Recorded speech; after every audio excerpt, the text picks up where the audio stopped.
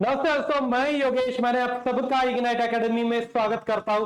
दोस्तों, हमारी पेटेंट की जो सीरीज चल रही थी उसमें मैं ये थर्ड वाला वीडियो लेके आया हूं। इसके पहले दो वीडियो लेके आया था। एक में मैंने कॉपीराइट के बारे में पूरा बताया था और पहले वाला जिसके अंदर पेटेंट का पूरा ओवरव्यू बताया गया था।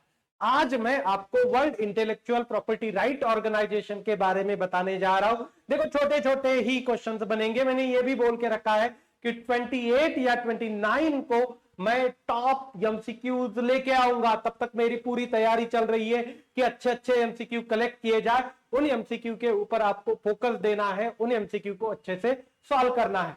तो चलिए देखते हैं कि ये world intellectual property right organisation कब बना था, कितने इसके मेंबर है, वर्ल्ड आईपी डे कब सेलिब्रेट होता है, ये सब कुछ हम इस वीडियो में देखने वाले हैं। दोस्तों, पहली बार ये जो सेल्फ फंडिंग ऑर्गेनाइजेशन है, कैसी है ये?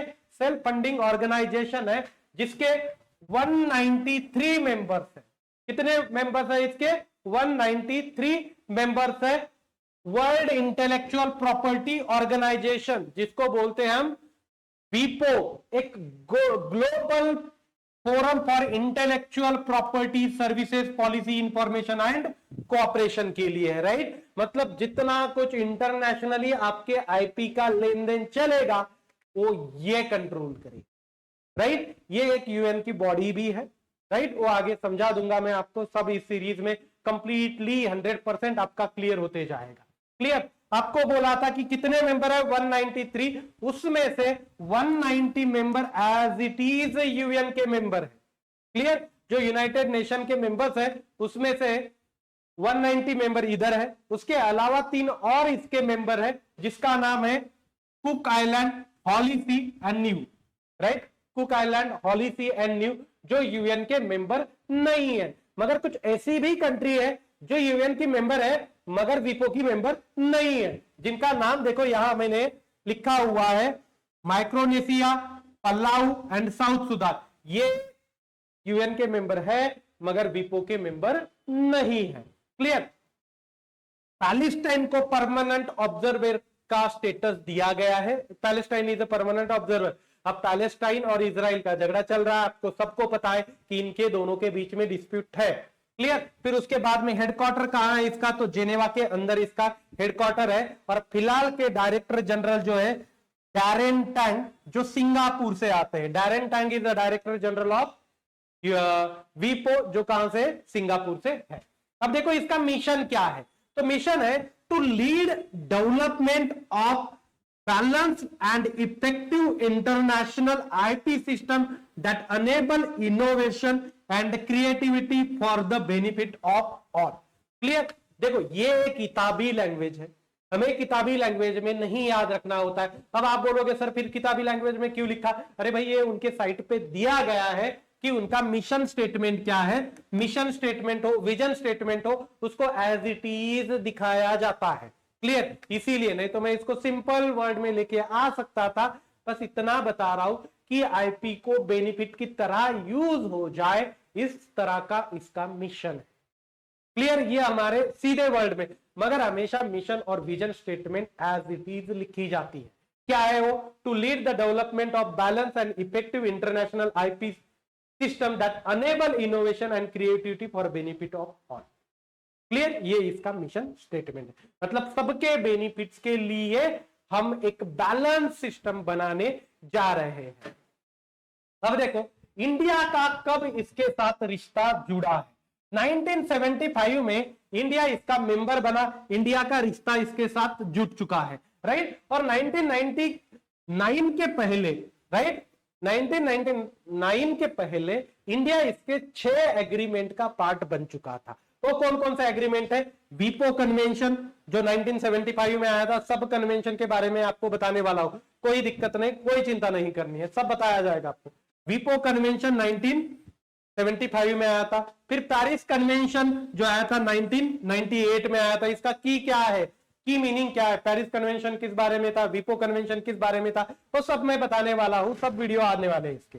Ben convention, clear? Ben convention क्या था? 1928 में आया हुआ था। फिर पेटेंट कोऑपरेशन ट्रीटी आई थी 1998 में। फिर फोनोग्राम्स कन्वेंशन आया था 1975 में। क्लियर। नैरोबी ट्रीटी आई थी 1983 में। तो इन सब ट्रीटीज का इंडिया एक पार्ट था। क्लियर। ये 1999 के पहले 6 ट्रीटी बनी हुई थी।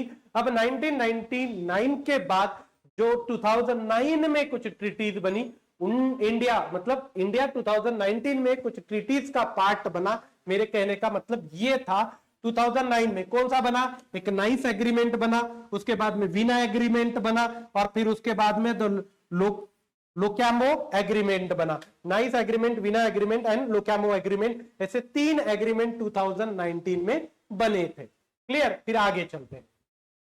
अब देखो टोटल गवर्नमेंटल, नॉन गवर्नमेंटल, ऐसे कुल मिला के लगभग 250 non governmental organization and intergovernmental organization have officially observer status at WIPO। Clear. इतने ऑर्गेनाइजेशन का ऑब्जर्वर का स्टेटस है। मेंबर कितने बोला था मैंने, 193।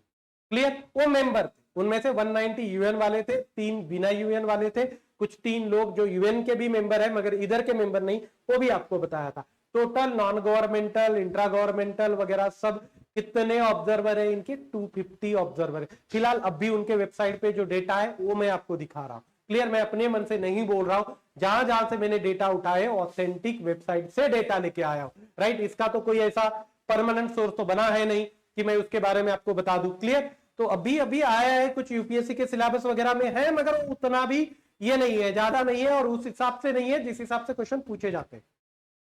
क्लियर। फिर उसके बाद में ह्यूमन राइट्स में भी एक आर्टिकल है 27, वो भी आपको ये बताता है, ये याद रखिए, आर्टिकल 27 ऑफ ह्यूमन राइट्स, वो आपको इन कॉपीराइट्स के प्रोटेक्शन के बारे में ही बताता है। उनका क्या कहना क्या है, okay, inventor by safeguarding their artistic, literary और साइंटिफिक क्रिएशन। मतलब आपको उनके आर्टिस्टिक, ओके, उसके बाद में लिटरेचर वाले, फिर उसके बाद में साइंटिफिक क्रिएशन को क्या करना है, सेफगार्ड प्रोवाइड करना है, एक तरह का प्रोटेक्शन प्रोवाइड करना है। ये ह्यूमन राइट्स के आर्टिकल में लिखा हुआ है। फिर उसके बाद में वर्ल्ड इंटेलेक्चुअल प्रॉपर्टी डे, मैं इसको आईएमपी बोल रहा हूं, ये पूछा जा सकता है। क्लियर। अब इसको किसने एस्टैब्लिश किया, world intellectual property right organisation ने एस्टैब्लिश कब किया, 2000 में इसको एस्टैब्लिश किया गया। क्या एम था, एम क्या था, raise the awareness of how patent, copyright, trademark and design impact on daily life. Right. मतलब कॉपीराइट, पेटेंट, ट्रेडमार्क और डिजाइन का डेली लाइफ पे क्या इंपैक्ट होगा, पहली। दूसरा, to celebrate creativity and their contribution made by creator and innovator to the development of economies and societies across the globe. मतलब world wide जो क्रिएटर है उनके कंट्रीब्यूशन को एनकरेज करना, एक तरह का अप्रिशिएट करना, ये उसके 2 एम है। अब होता कब है, तो 16 अप्रैल को होता है। ये डेट आपको याद रखनी है, बहुत इंपॉर्टेंट डेट। 16 अप्रैल को आपको एवरी ईयर क्या मिलेगा, वर्ल्ड इंटेलेक्चुअल प्रॉपर्टी डे। 2023 की थीम क्या थी, again it's a very important question. Clear. क्या थी, women and IP accelerating innovation and creativity. Women and IP accelerating innovation and creativity, ये क्या था, 2023 के वर्ल्ड इंटेलेक्चुअल प्रॉपर्टी डे का थीम था। फिर world bank and copyright day, okay. अब ये यूनेस्को सेलिब्रेट करता है, कौन सा, world book and copyright day. World bank आ गया, वो गलती से आ गया, बैंक आजकल ज्यादा ध्यान में आता है। Clear. So world book and copyright day कब सेलिब्रेट होता है, वही अप्रैल में ही होता है, मगर 23 को, ये 26 को ये विपो सेलिब्रेट करता है, ये यूनेस्को सेलिब्रेट करता है। Right. The first world book day was celebrated on 26 April 1995 and continue to be recognised on the that day. Clear. पहला कब हुआ था, 1995। क्लियर। तो ये देखो अभी क्या है कि बहुत कचरा मैं आपके सामने नहीं रखने जा रहा हूं, मेरे छोटे छोटे शॉर्ट वीडियो रहेंगे, उसके थ्रू मैं हर चीज आपके पास लाके रखने की कोशिश कर रहा हूं। ओके। और ये ऐसे ही छोटे छोटे वीडियो से ही आपको इंपॉर्टेंट इंफॉर्मेशन मिलती है, नहीं तो मैं बहुत लेंदी करते जाऊंगा, तो जो काम की इंफॉर्मेशन वो साइड में रहेगी। राइट। तो मैं यहां रुकता हूं। Thank you so much guys for listening. Thank you so much.